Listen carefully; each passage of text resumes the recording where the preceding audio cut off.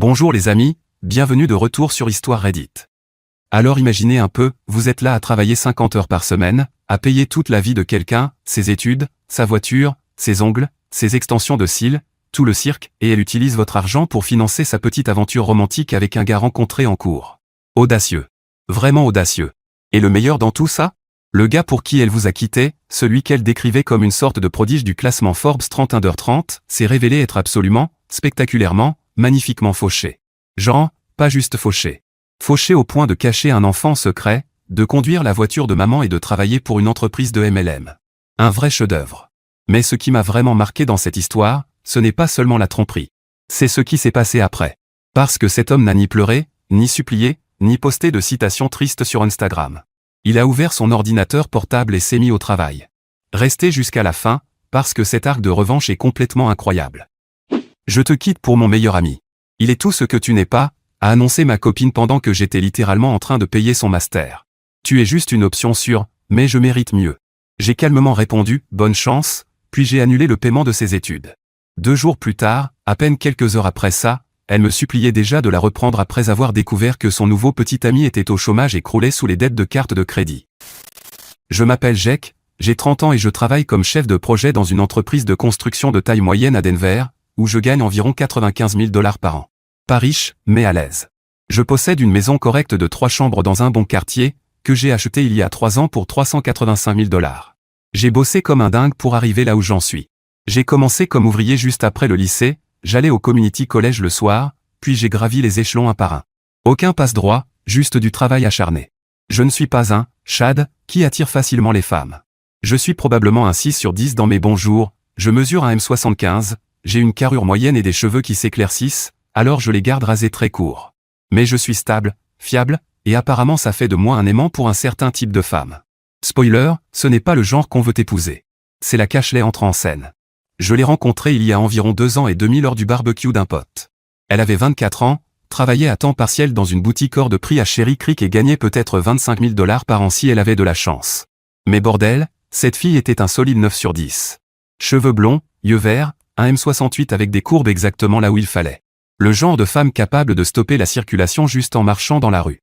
Elle vivait avec 3 colocataires dans un appartement exigu dans un quartier craignos, et se plaignait constamment d'argent. Sa voiture était une vieille Honda Civic 2009 cabossée qui tombait en panne toutes les 2 semaines.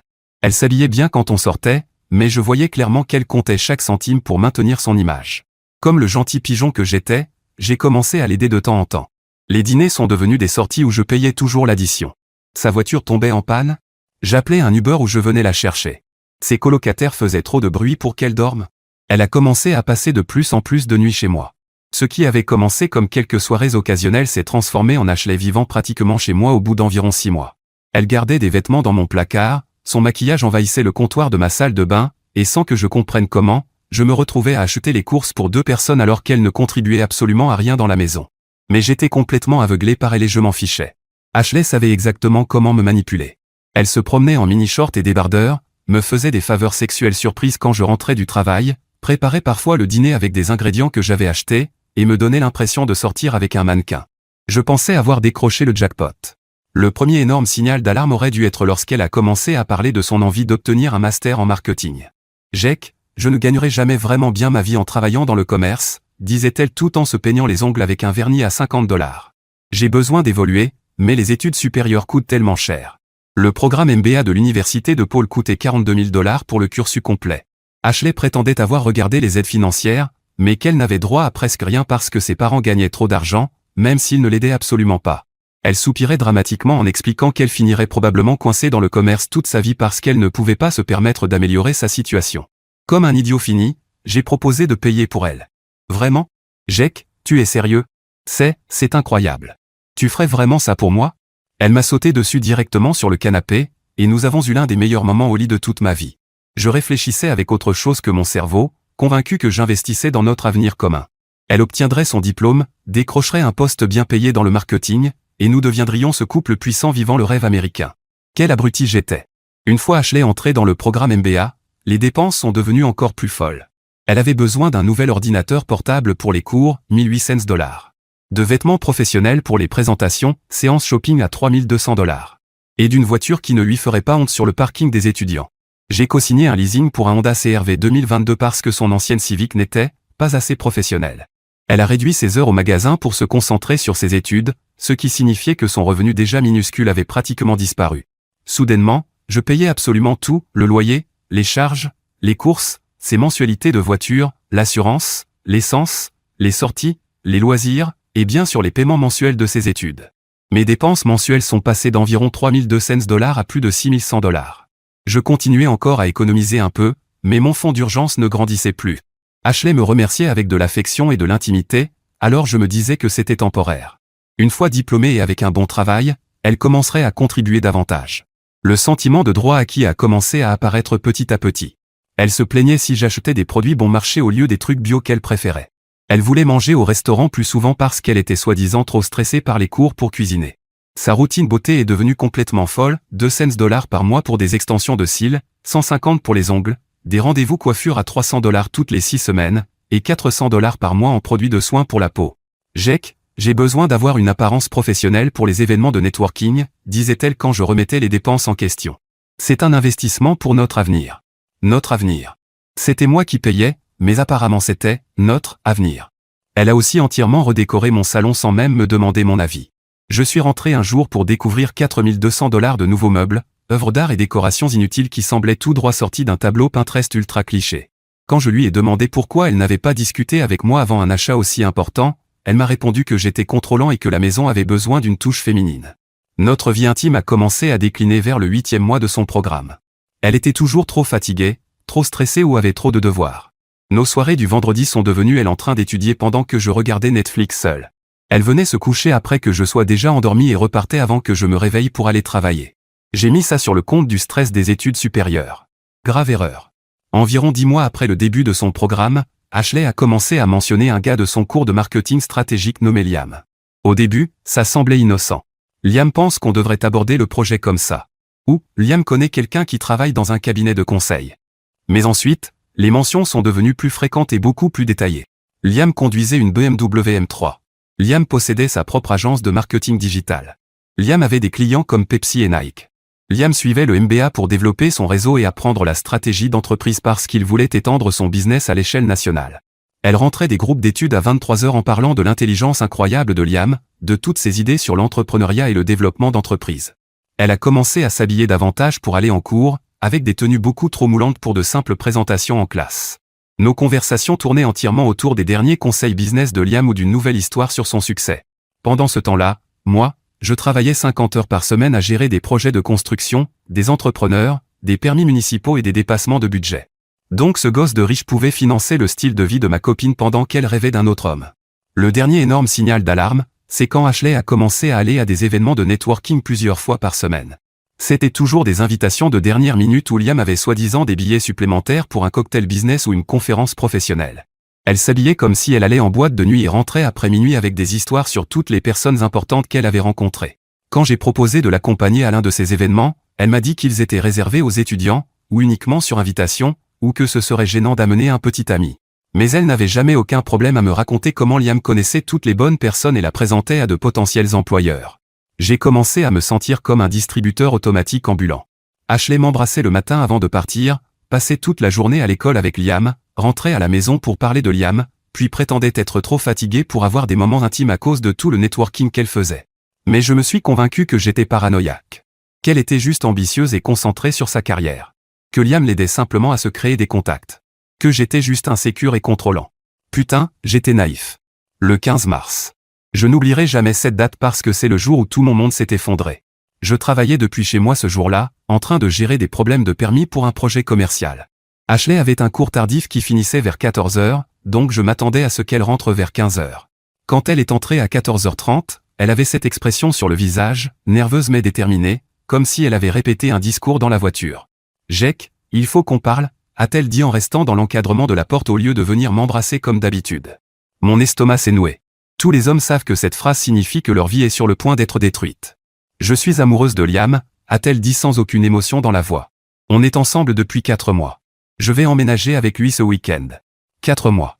4 putains de mois qu'elle me trompait pendant que je payais chaque aspect de sa vie.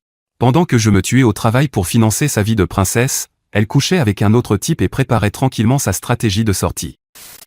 D'accord, attendez une seconde. Avant de revenir à l'histoire, laissez-moi intervenir un moment. Et si vous n'aimez pas mon opinion, n'hésitez pas à avancer grâce au timestamp. 4 mois de choix constants, délibérés et répétés, aller à des groupes d'études qui n'étaient pas vraiment des groupes d'études, se préparer pour quelqu'un d'autre, rentrer à la maison et regarder Jake droit dans les yeux, dormir à côté de lui, le laisser payer ses factures, ses études, sa vie, et continuer malgré tout, ce n'est pas une erreur. C'est une décision prise encore et encore, chaque jour, pendant un tiers d'année. Et ce qui me frappe vraiment, c'est toute la logistique derrière ça. Pensez à la charge mentale nécessaire pour maintenir cette double vie. Elle devait se souvenir de ce qu'elle disait à Jake par rapport à ce qu'elle disait à Liam. Elle devait gérer ses émotions en rentrant chez elle. Elle devait jouer la normalité chaque matin. Ça demande des efforts. De vrais efforts, conscients et calculés. Ce qui signifie que chaque fois que Jake était au travail, stressé par les permis et les dépassements de budget, croyant sincèrement qu'il construisait quelque chose avec cette femme, qu'il construisait leur avenir, elle savait déjà qu'elle allait partir. Elle n'avait simplement pas encore trouvé la bonne sortie. Et c'est ça qui devrait mettre tout le monde mal à l'aise. Pas seulement la tromperie, mais la froideur de continuer à tout accepter de quelqu'un qu'on a déjà abandonné émotionnellement. C'est un niveau de détachement qui devient franchement glaçant quand on y réfléchit vraiment. Maintenant, retour à l'auteur du post. Les chiffres m'ont frappé comme un camion. 4 mois, ça voulait dire que tout avait commencé juste après Thanksgiving. Tous ces groupes d'études et événements de networking n'étaient qu'une couverture pour leur liaison. Elle me regardait dans les yeux chaque matin, m'embrassait avant de partir, puis allait passer la journée avec son petit ami. Je vois, ai-je réussi à dire en essayant de garder une voix stable. Mon cœur battait à toute vitesse, mais je n'allais pas lui donner la satisfaction de me voir m'effondrer. J'ai déjà emballé la plupart de mes affaires, continua-t-elle en désignant 2 valises près de la porte. Je les ai immédiatement reconnues, l'ensemble Louis Vuitton assorti que je lui avais offert pour Noël. 3 400 $ que j'avais mis sur ma carte de crédit parce qu'elle méritait quelque chose de spécial. Liam a du succès, Jake. Un vrai succès.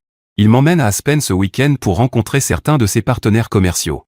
Il dit que j'ai un vrai potentiel et qu'il veut m'aider à développer mon réseau avec les bonnes personnes. Son audace était hallucinante. Elle était littéralement en train de m'expliquer que je n'étais pas assez bien pour aider sa carrière tout en se tenant dans la maison que je possédais, habillé avec des vêtements que j'avais achetés, après avoir passé 2 ans à financer ses rêves. Quand, ai-je demandé. Quand quoi? Quand est-ce que ça a commencé? La vérité cette fois. Elle a eu au moins la décence d'avoir l'air légèrement gênée. Juste après Thanksgiving. Mais Jake, je n'avais pas prévu que ça arrive. Liam et moi, on se connecte à un autre niveau. Il comprend mes ambitions. Il va loin dans la vie, et il veut m'emmener avec lui. Aller loin. Comme si ma maison n'était pas suffisante. Comme si ma carrière stable et mon soutien financier ne l'emmenaient nulle part. Je comprends, ai-je répondu. J'espère sincèrement que vous serez très heureux ensemble. Elle avait l'air surprise, comme si elle s'attendait à ce que je la supplie, que je pleure ou que je me batte pour elle. Peut-être même que je fasse une scène pour qu'elle se sente importante. Mais moi, j'étais déjà en train de penser à l'étape suivante. Elle avait fait son choix. Il était temps de gérer les conséquences. C'est tout, demanda-t-elle. Tu ne vas même pas te battre pour nous? Me battre pourquoi? Tu me trompes depuis 4 mois. Tu es amoureuse d'un autre homme. Tu déménages. On dirait que toutes les décisions ont déjà été prises. Jake, je pensais que tu serais plus bouleversé. Je suis en train d'encaisser. Pour l'instant, j'essaie juste de comprendre la chronologie. Elle bougea nerveusement. Liam sera là vers 6 heures pour m'aider à récupérer le reste de mes affaires. Très bien. Je ferai en sorte de ne pas être dans le chemin. Ce que je ne lui ai pas dit, c'est que j'allais utiliser ces quelques heures de manière extrêmement productive. Après qu'Ashley soit partie déjeuner, probablement avec Liam, je me suis assis et j'ai commencé à réfléchir stratégiquement au lieu de réagir émotionnellement. Elle m'avait pris par surprise, mais ça ne voulait pas dire que j'allais simplement accepter la situation sans rien faire. D'abord, j'ai fait une liste de tout ce que je payais. Ses frais de MBA, 42 000 $ au total, environ 28 000 déjà payés. Le leasing de sa voiture, 420 $ par mois. Son assurance auto, 180 $ par mois. Sa facture de téléphone, 85 $ par mois. Son assurance santé via mon employeur, 240 $ par mois. Les courses, les charges et les dépenses du foyer, environ 8 $ par mois. Sa carte de crédit où elle était utilisatrice autorisée, environ 1200 $ par mois en moyenne. Les dépenses diverses comme les restaurants, les loisirs et sa routine beauté, environ 1000 $ par mois. Je finançais littéralement un style de vie à 4000 $ par mois pour quelqu'un qui venait de m'annoncer qu'elle me trompait depuis un tiers de notre relation. Mais voilà le truc, je ne suis pas un type émotionnel. Je suis chef de projet. Quand il y a un problème, on évalue la situation, on établit un plan, puis on l'exécute efficacement. Les émotions peuvent venir après. Ashley pensait échanger un homme stable gagnant 95 000 $ par an contre un entrepreneur séduisant avec de gros clients. Elle pariait que le succès de Liam remplacerait mon soutien financier. C'était un pari risqué, et j'étais sur le point de faire en sorte qu'il ne soit pas rentable. Mon premier appel a été pour le service d'aide financière de DePaul. Bonjour, ici Jake Morrison. J'ai besoin de parler à quelqu'un au sujet du plan de paiement des études d'Ashley Rodriguez. Après 2 transferts, j'ai finalement eu le directeur de l'aide financière au téléphone.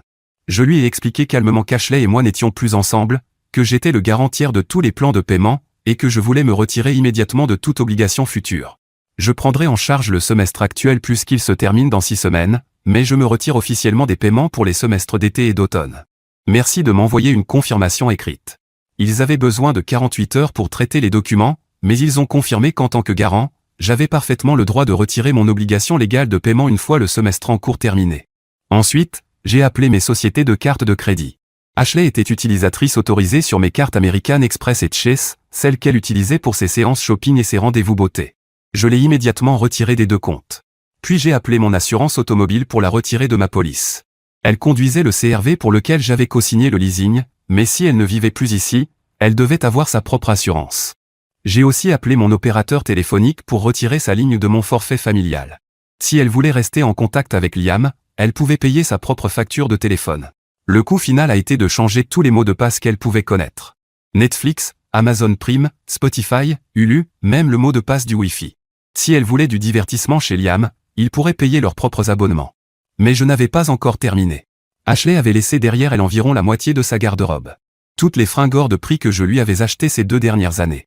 Des jeans de marque, des vêtements de sport Lululemon, les bottes à $600 dont elle avait soi-disant absolument besoin pour l'hiver, d'innombrables hauts et robes de chez Nordstrom et Anthropologie. J'ai tout mis dans des sacs poubelles et j'ai conduit jusqu'au Goodwill le plus proche. J'ai tout donné et je me suis assuré de récupérer les reçus pour la déduction fiscale. Si elle voulait récupérer ses vêtements, elle pourrait aller faire les friperies. La touche finale a été de faire venir un serrurier pour changer toutes les serrures. Ça m'a coûté $240, mais ça valait chaque centime pour la tranquillité d'esprit. À 17h30, la nouvelle réalité d'Ashley était officiellement prête et verrouillée. Ashley est revenue vers 17h45 avec Liam. Je les ai observés depuis la fenêtre de ma chambre lorsqu'ils se sont garés devant la maison dans une BMW 328 de 2018 cabossée avec un pare-choc enfoncé et des jambes dépareillées. Pas exactement la M3 dont elle se vantait tant. Liam ressemblait exactement au type auquel on pouvait s'attendre. Grand, maigre, avec un chignon, portant un costume qui coûtait probablement plus cher qu'il ne pouvait se le permettre. Le genre de gars qui dit, on reviendra là-dessus, dans une conversation normale et qui se croit sophistiqué parce qu'il boit de la bière artisanale. Ils ont chargé ses valises dans la voiture ainsi que quelques cartons d'affaires diverses. J'ai remarqué Ashley essayer sa clé dans la porte d'entrée avant d'avoir l'air confuse quand elle a vu qu'elle ne fonctionnait plus. Elle a frappé, et je suis descendu leur ouvrir. « Salut Jake. »« Voici Liam, » dit-elle maladroitement. Liam s'est avancé en tendant la main. « Ravi de te rencontrer, mec.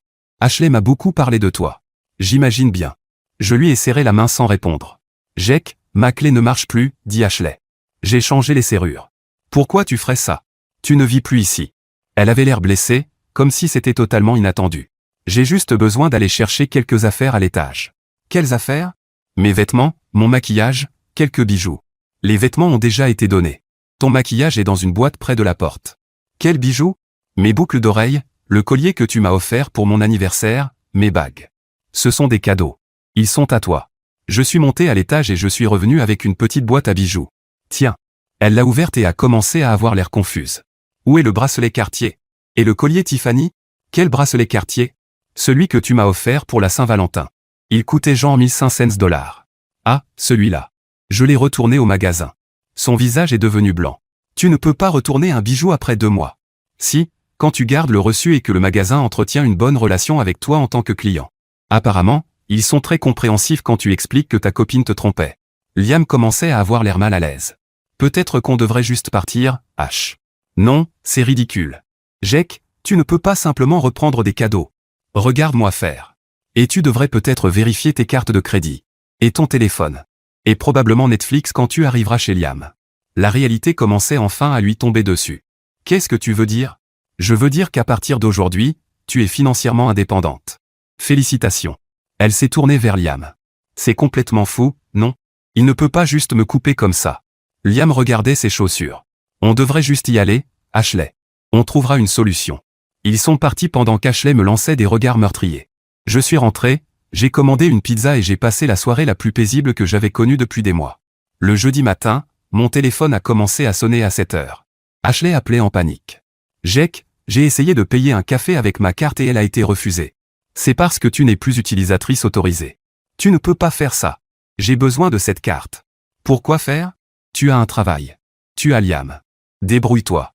Mon travail paie une misère et tu le sais. J'ai des dépenses. Pas mon problème. Les appels ont continué. Son téléphone avait été coupé avant midi. Apparemment, elle n'avait jamais fait attention à la date de paiement de la facture. Elle appelait depuis le téléphone de Liam, depuis des numéros inconnus, et elle a même eu le culot d'appeler mon bureau. Vendredi après-midi, elle s'est présentée devant chez moi complètement paniquée. Je pouvais voir la voiture de Liam dans l'allée, mais lui était resté assis côté conducteur comme un lâche. « Jake, s'il te plaît, il faut qu'on parle. » On parle déjà. J'ai reçu un avis de De Paul concernant les frais de scolarité d'été. Ils ont dit que tu t'étais retiré du plan de paiement. C'est exact. Tu ne peux pas faire ça. Je suis à la moitié du programme. En réalité, je peux le faire. Et je l'ai fait. C'est complètement dingue. Tu détruis mon avenir à cause d'une relation. Non. Tu as détruit ton avenir quand tu as choisi de me tromper avec Liam. Moi, je refuse simplement de continuer à payer pour ça. Liam et moi trouverons une solution pour les frais de scolarité, mais j'ai besoin de récupérer mes cartes de crédit. J'ai des factures. Quelles factures? Tu ne paies pas de loyer. Tu ne paies pas les charges. Ton téléphone est maintenant sur le forfait de Liam, non? Elle avait l'air coincée. J'ai des dépenses, des trucs personnels. Comme quoi? Mes extensions de cils, mes ongles, mes rendez-vous coiffure. Je ne peux pas juste arrêter de prendre soin de moi. Le niveau d'entitlement était hallucinant. Son éducation était en train de partir en fumée, mais elle s'inquiétait encore de sa routine beauté. Ashley, laisse-moi t'expliquer quelque chose. Je payais ces choses parce que tu étais ma petite amie.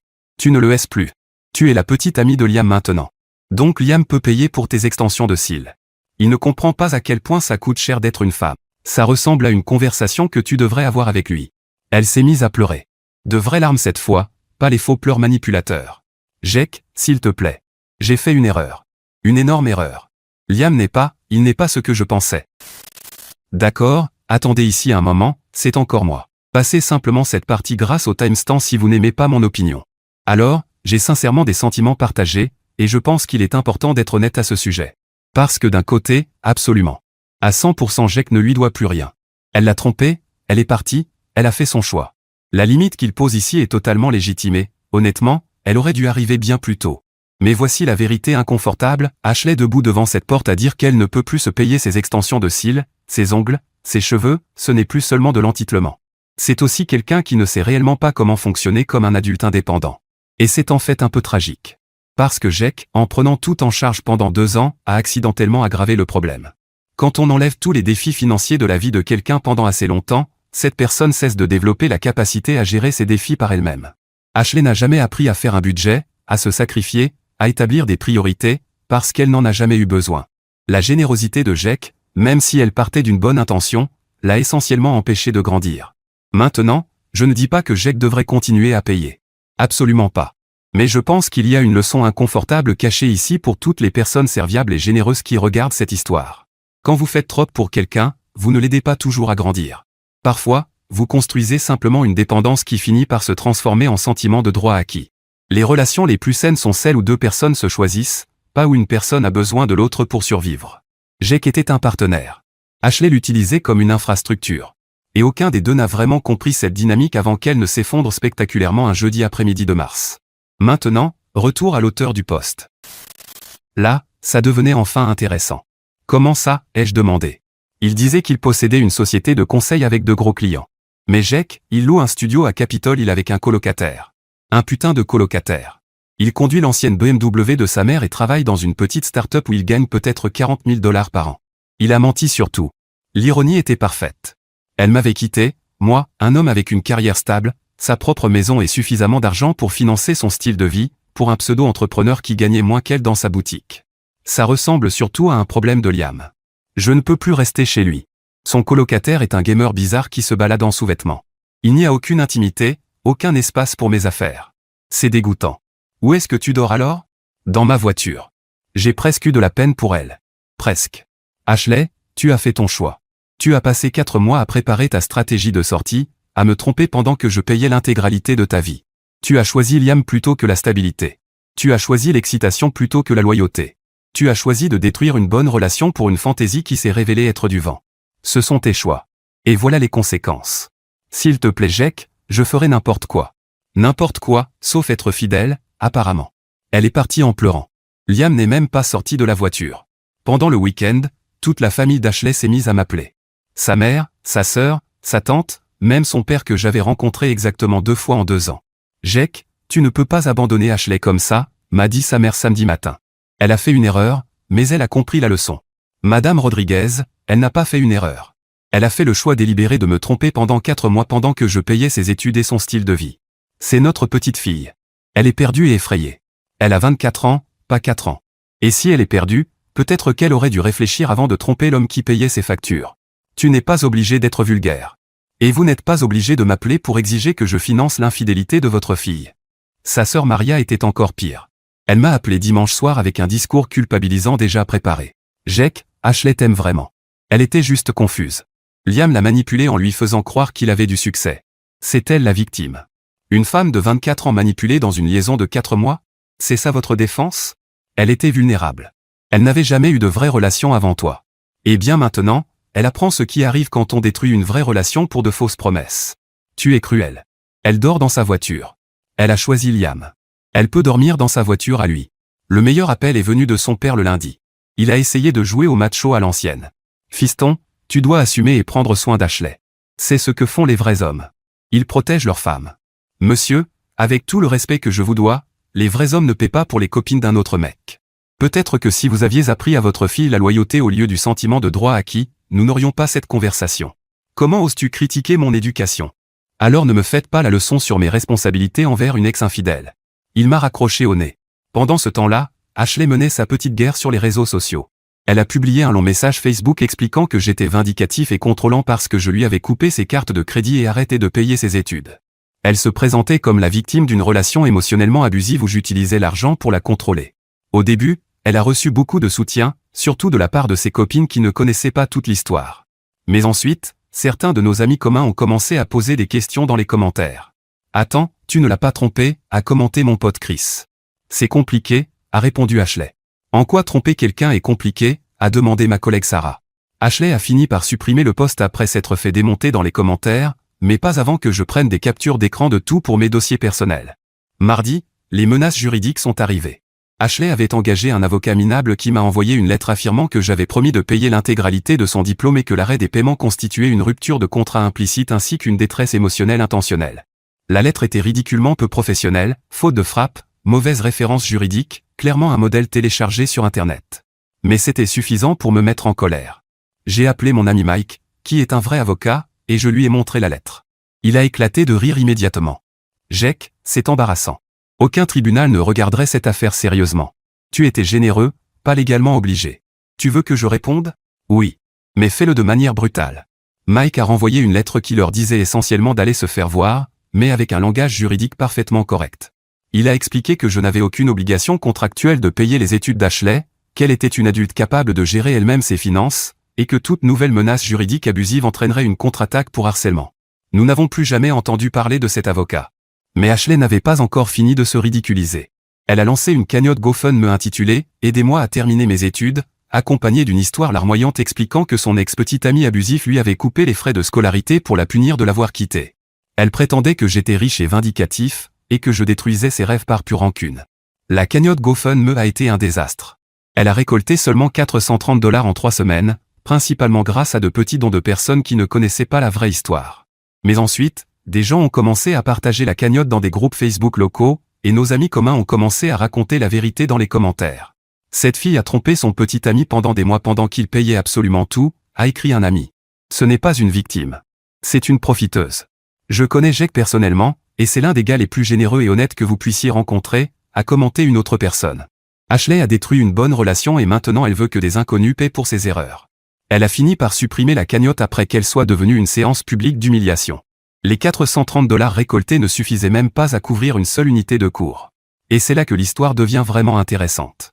Vous vous souvenez que je travaille dans la gestion de projets de construction?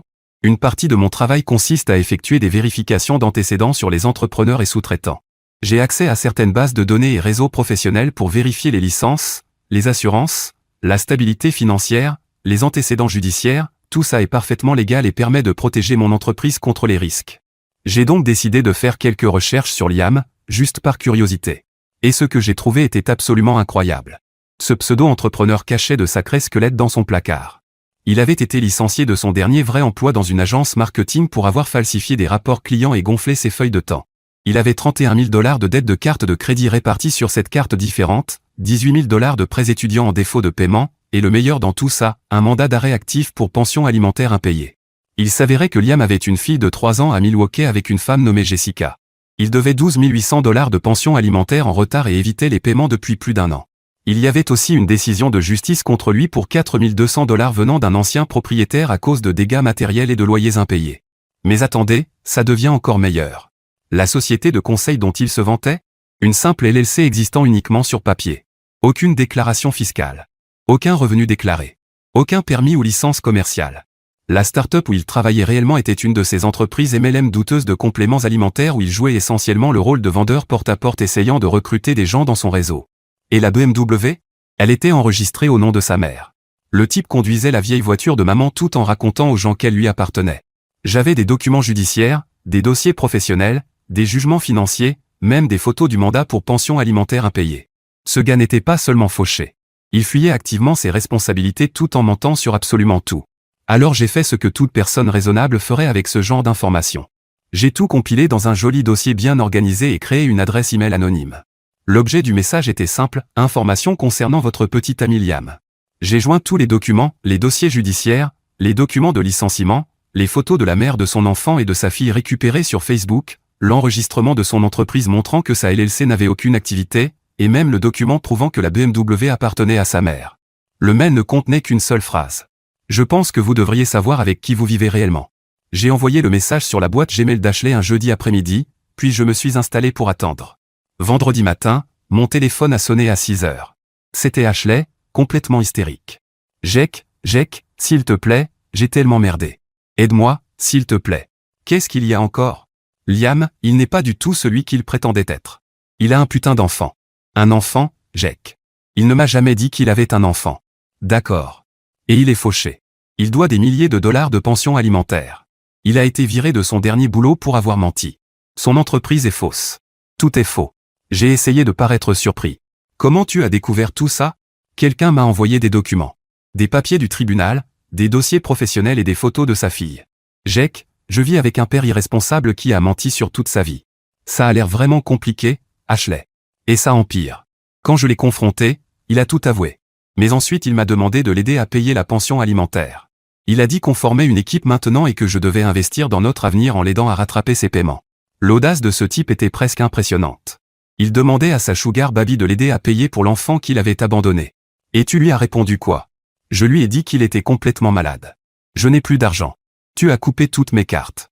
Je ne peux même plus me payer une manucure. Alors qu'est-ce qui s'est passé? Il m'a mise dehors. Il m'a dit que si je n'étais pas prête à soutenir sa situation compliquée, je pouvais trouver un autre endroit où dormir. Jack, je vis dans ma putain de Honda Civic. Le karma était tellement parfait que ça semblait presque scénarisé. Désolé d'apprendre ça, Ashley. S'il te plaît Jack. Je sais que je ne le mérite pas, mais est-ce que je peux juste dormir sur ton canapé quelques jours? Je paierai un loyer. Je ferai tout ce que tu veux. Je dors sur un parking derrière un 7-Eleven. C'était le moment que j'attendais.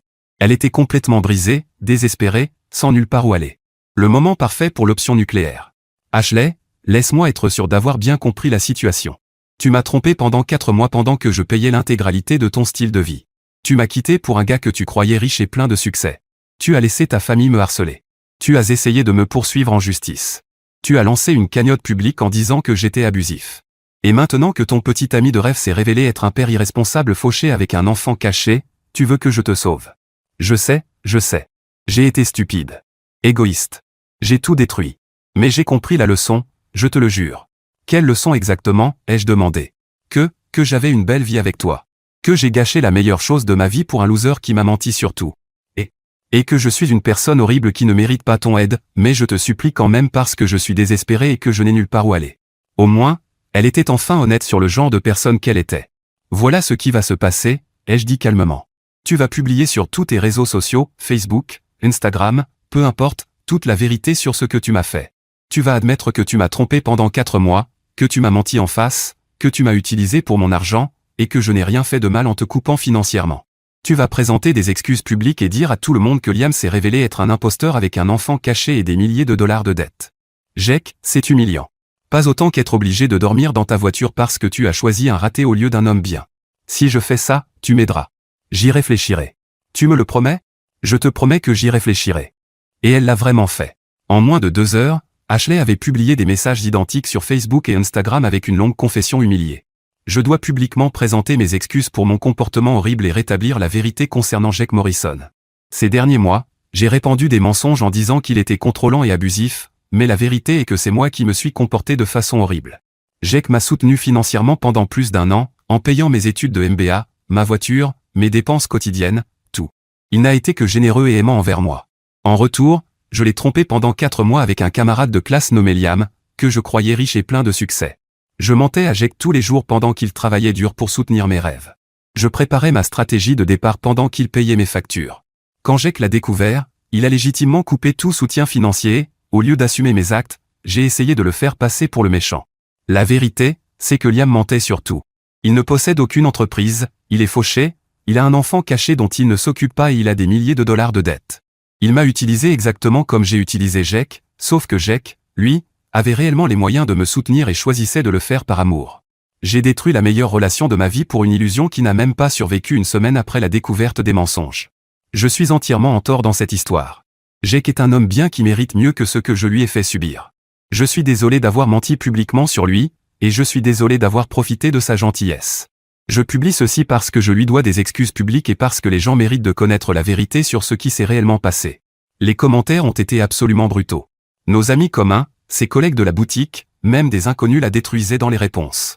Enfin un peu d'honnêteté de ta part, Ashley. Jake mérite tellement mieux. Sérieusement, tu as complètement gâché ta chance. Un homme bien avec sa propre maison qui paie tes études et tu le trompes? Qu'est-ce qui ne va pas chez toi? Voilà ce qui arrive quand on est une chercheuse d'or incapable de choisir le bon filon. Jake, si tu lis ça, tu as évité une catastrophe. Ne la reprends surtout pas. Ashley qui admet qu'elle est manipulatrice et infidèle? Quel développement de personnage. Mon commentaire préféré venait d'une ancienne collègue à elle dans la boutique. On savait tous que tu utilisais Jake. Heureusement qu'il a enfin ouvert les yeux. La publication a récolté plus de 200 commentaires, la plupart négatifs. Quelques-unes de ses copines ont essayé de la défendre avec des « tout le monde fait des erreurs », mais elles se sont fait écraser par les gens qui connaissaient la vraie histoire. Après avoir publié sa confession, Ashley m'a rappelé vers 20h. D'accord, je l'ai fait. J'ai tout publié comme tu l'as demandé. Les gens sont vraiment méchants dans les commentaires, mais je l'ai fait. Maintenant, est-ce que tu vas m'aider? C'était le moment vers lequel je construisais tout depuis des semaines. Le moment de justice parfaite et poétique. Ashley, j'apprécie le fait que tu aies enfin dit la vérité sur ce qui s'est passé. Il fallait du courage pour admettre publiquement que tu es une manipulatrice infidèle et menteuse qui a détruit une bonne relation pour une illusion. Donc, tu vas me laisser rester chez toi. Non. Silence. Quoi? J'ai dit que j'envisagerais de t'aider si tu disais la vérité. J'y ai réfléchi. La réponse est non. Mais j'ai fait ce que tu voulais.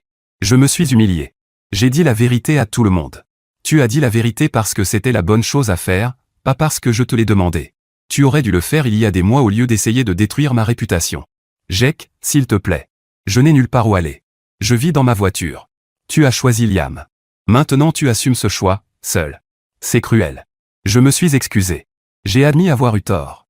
Tu t'excuses parce que tu es désespéré et sans abri, pas parce que tu regrettes réellement ce que tu as fait. Si Liam s'était vraiment révélé riche, tu serais encore avec lui et tu n'aurais jamais rien avoué. Ce n'est pas vrai. Ashley, si je te donnais une machine à remonter le temps maintenant et que je te laissais revenir à Thanksgiving, est-ce que tu choisirais de ne pas me tromper? Ou est-ce que tu serais simplement plus intelligente dans le choix de ton partenaire d'infidélité? Le long silence qui a suivi m'a donné toute la réponse dont j'avais besoin. Ce n'est pas juste. C'est exactement ce que je pensais. Tu n'es pas désolé d'avoir trompé. Tu es désolé de t'être fait prendre. Tu n'es pas désolé d'avoir menti. Tu es désolé que tes mensonges n'aient pas fonctionné. Tu n'es pas désolé de m'avoir utilisé. Tu es désolé que j'ai arrêté de te laisser le faire. Jake, s'il te plaît, je ferai n'importe quoi. Je signerai un contrat disant que je te rembourserai. Je trouverai un travail et je te donnerai la moitié de mon salaire. Je nettoierai ta maison. Je cuisinerai pour toi. Je ferai tout ce que tu veux. S'il te plaît, ne me laisse pas à la rue. Et voilà. L'offre finale. Elle était prête à se prostituer émotionnellement pour revenir dans ma maison et accéder de nouveau à mon argent. Ashley, je ne te reprendrai même pas si tu étais la dernière femme sur Terre. Tu m'as montré exactement qui tu étais, et je te crois.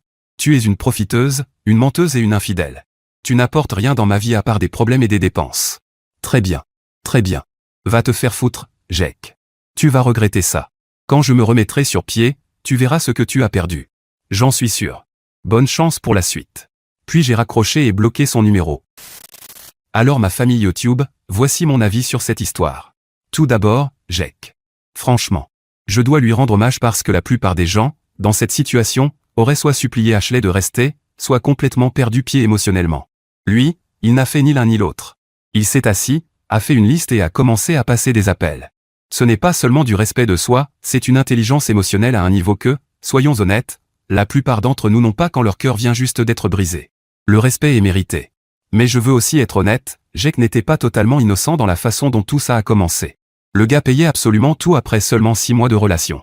Pas de conversation, pas d'accord clair, juste ouvrir son portefeuille parce qu'elle était attirante et qu'il voulait la garder auprès de lui. Ce n'est pas de l'amour, c'est de l'anxiété déguisée en générosité. Et Ashley l'a clairement senti. Elle savait dès le premier jour à qui elle avait affaire. Maintenant, Ashley. Écoutez, ce n'est pas un monstre, c'est juste quelqu'un qui n'a jamais eu à faire face à de vraies conséquences auparavant.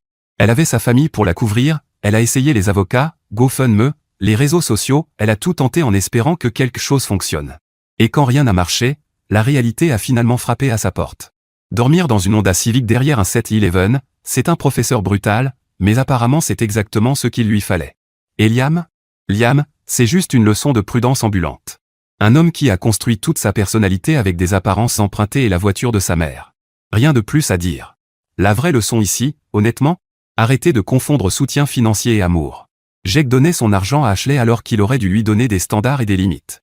Et Ashley a confondu sécurité et résignation, ce que beaucoup de gens font, pour suivre l'excitation au lieu de la stabilité, puis se demander pourquoi ils finissent fauchés et seuls. Le vrai retournement de situation, ce n'est pas la revanche. C'est que Jake avait probablement besoin que tout ça arrive. Parce que maintenant, il sait exactement ce qu'il vaut, et surtout, ce qu'il ne devrait plus jamais tolérer. La croissance personnelle a une apparence différente pour chacun. Parfois, elle ressemble à un reçu de Goodwill et à une serrure changée. Alors les amis, dites-moi ce que vous en pensez dans les commentaires ci-dessous. Et merci de m'avoir rejoint sur Histoire Reddit.